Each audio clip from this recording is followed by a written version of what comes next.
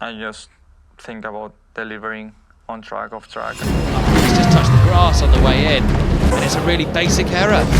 Sergio's troubles started when he thought he could be a world champion. I just hope Red Bull appreciates it. The 48, and I think Perez has got it. The worst possible way that Sergio Perez's Grand Prix weekend could start. Hello, Richard. Hey Sergio, welcome to Red Bull. But if he harbours ambitions to be better than Max Verstappen at the moment and to beat Max Verstappen, he probably needs to start putting a bit more effort into it. Checo's proven himself to be a worthy teammate, I think, hasn't he? Checo 2.0, yeah? 2023 is his year. What happened to all that? I mean, Checo's good, but he's not great. So I don't know where all this beating your teammate chat comes from. But then again, if David can beat Goliath, who's to say that Checo can't beat Max? Leicester City won their first English title, league title, in 132 years. You believe in miracles? Yes! Unbelievable! Landing these, nice uppercut by Verstappen! Look at this! He's knocked Mike Tyson down for the first time! So with this question lingering in the mind, I did the only sensible thing. That was to ask Nico Rosberg, the last man to beat an unbeatable teammate.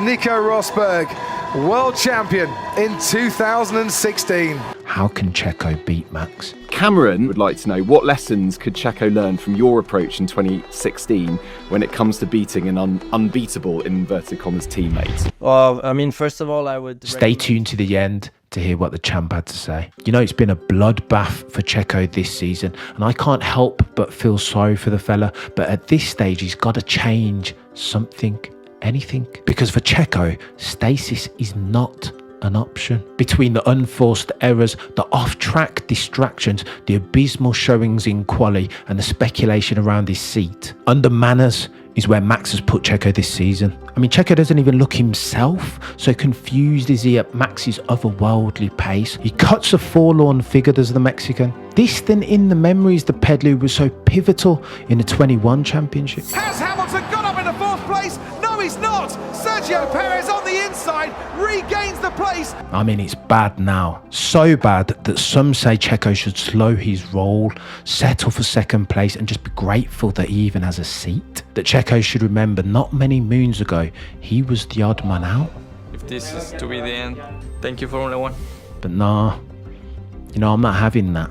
And let me tell you why. He's an F1 driver. Of the 8 billion people in the world, Checo Perez is one of 20, and none of those 20 currently on the grid came this far to only come this far. Checo still has ambitions for winning, just that this year cold hard reality has buried them deep within his own insecurities. And this is a problem, but it's one that Checo can solve for. And here's where Checo's path to victory starts, with pragmatism. Because let's be real, in a straight out shootout, there's only one winner here, and his name ain't Checo Perez. To pull this off, the man from Mexico, he's going to need stuff. But as good as Max is, ultimately, he's just a human being, and that means that you can beat him. But to do it, Checo's going to need to roll up his sleeves, delve into the dark art, get spiteful.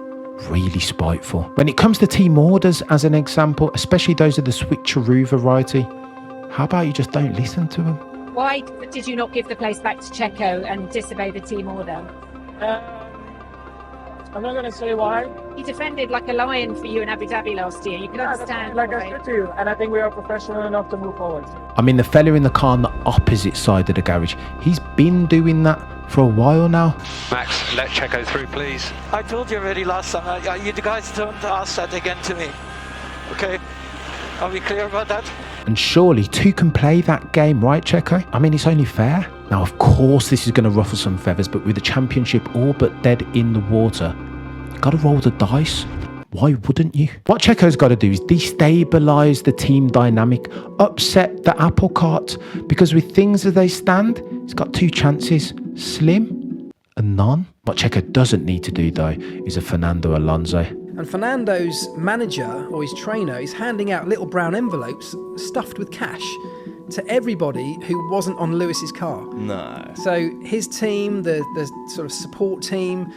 Might be a step too far, that. But excuse me, sir, there is something to be said for working the room. Checo, why don't you take Horner and Marco out to dinner with I don't know, your old mate Carlos Slim, say, one of the richest human beings in the world, a real influencer if ever I've seen one. Max, he can't do that. Let them know your worth. Something like 65% of all online Red Bull F1 merchandise is sold to Mexico. Really? Not surprised me. And who knows, ramming these points home might influence the hierarchy and critically, Checo, your position in it. Because whilst what happens on track is of course of critical importance, in a cost cap era, it's not the start and the finish. Advertising value is a thing. If you have it, flaunt it, leverage it. Because if F1 is anything, it's a momentum game, and Checo Perez right now needs to use something, anything, to stem the tide. But how do you do that, Cam? What steps do you take? Well, how about you push for a change in the pit crews? I mean, Nico did it in 16. What's stopping you? Know thyself, know thy enemy. This is competition 101, and Checo knows that Max Verstappen has himself a temper. Like I said in the beginning of this press conference, I got really tired of all the questions, so I think if I get a few more, I'll headbutt someone. Use this then to get under Max's skin. Pull at the relationship that Max has with his engineer. I mean, you hear the comms between these two. Even during peacetime, they're at each other's throat. So I imagine Checo, it won't take much. And if we're talking dark arts, it don't get much darker than Mama Verstappen's Instagram posts. You know, the ones about Checo, his wife, and infidelity. This is despicable, of course, but ask yourself this question, Checo. Do you want to be an also-ran, or do you want to be a world champion? See, Mama Verstappen here is giving you the skullduggery playbook. Steal from it. Use it. What about your due diligence on Max's driving style, Checo? You know what, mate? Don't even worry about it, because we've done it for you. Among others, here are Max's strengths: race restarts, race pace, defensive driving. All this means to beat him, you'd better out-qualify him. Around fast-flowy clockwise tracks, Max is pretty much unbeatable. Barring an act of God around Spa, Monza and Silverstone, your race is for 18 points, not 25. But if we look at slower anti-clockwise tracks, well, something changes. Because Max doesn't make many mistakes, but if you look at where they do happen, often it's the same type of track, same type of corner. Think Hungary. Find out. Yeah. Big lock up. Look up. Singapore. Very close and moves up the inside. Verstappen onto the wet part. Big lock up and runs deep. Verstappen will be into the barrier. Jeddah. Corner! Max Verstappen hits the wall and pole position! Australia. A bit, doesn't it? Look the inside front. Oh, and it was a massively oversteering. What did they all have in common? Slow left-handers. Did you notice? For Checo, in a rocket ship of an RB19, these races at these tracks, nothing less than 25 points. And if, God forbid, you do end up behind Max, target a pass at turn 15 in Melbourne or turn 27 in Jeddah, because Checo, this is where you are strongest, and relatively speaking, Max is weak. He's got to reduce the enforced errors. See Monaco this year, Hungary even. And Checo can nail that. Just needs unwavering focus, singularity of commitment. And some will argue that there's track time in Checo trying to mirror the driving style of his rival. As an example, an earlier turning to minimise the distance travelled. But you know, for Checo, I'm not sure that's the silver bullet. Here's where I think he gains most of his lap time, doing what he does well, just better. Throttle input on the exit of slower turns, defensive racecraft, tyre management. But to beat Max over the course of the season, you're going to need luck. Lots of it. And most importantly, you've got to be clinical enough to take advantage of when you roll a pair of sixes. Monaco 22 was case in point. Yeah, there was skullduggery in qualifying. For a driver like Checo, whose throttle inputs are so buttery smooth, to bin it in the way that he did, absolutely that's worthy of suspicion. But if a cheeky crash in quali is good enough for Messrs Rosberg and Schumacher, both of whom are champions, then for my money, good enough for Checo. You know, sometimes winners do some shady stuff. Max just has more firepower, so to beat him, you got to be prepared to do something that he's not. And yes, Sainz getting held up on his outlap massively helped Checo. Of course it did. But equally, Checo was brave enough to pit early for a set of inters. Look, you can't win the lottery if you don't buy a ticket. And you see, it's this level of pragmatism and singularity of focus that Checo needs every single race. That's the assignment. Otherwise, beating Max Verstappen, forget about it. And even with a steely commitment to this roadmap, Checo Perez is never going to rock up at Zandvoort and leave Max Verstappen in his wake. It's not going to happen. But on race day, when Max gets 25, Checo has to get 18. No if, buts or maybes. And if you're really serious about taking on Max Verstappen, not getting out of Q1 in that car, not an option. And Checo beating Max over the course of the season, even as I'm saying it, sounds far-fetched. But you know, in 16, no one gave Rosberg a prayer. But he overcame, didn't he? By going beyond the call of duty, by doing what the other guy wasn't prepared to do.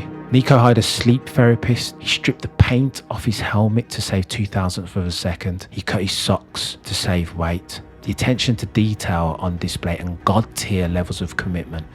Chaos. Oh, and by the way, he barely saw his family for 4 years. It's fair to say that this fella left no stone unturned. He lived and breathed for 4 years only to beat Lewis Hamilton. And this is why Checo Perez wants to take very seriously not only what Nico did in 2016, but the entirety of what he says in 2023. Well, I mean, first of all, I would recommend to Sergio to really switch off all the media and everything, not look at social media, because he's gonna be seeing so many memes going against him, comments going against him, journalists giving questions that are going against him, you know. So you really need to separate yourself from that. So what I switched off my entire social media, email, news world and completely for the last 6 years when I was fighting for the championship. Also, in his state of mind, he was very focused on, hey, I want to beat Max, I want to beat Max, I want to be champion. You know, he's always saying, I want to be champion in the winter. And it's time to, I mean, he's doing it anyways, but just forget about that and just race weekend by race weekend, come to the race and session by session, do a fantastic job. Prepare for it as best you can, risk manage out there, and just do a fantastic job and rebuild like that. That's what it's about. That's what he needs to try and do. If you like that one, you'll love this one on why Max Verstappen may never be the greatest.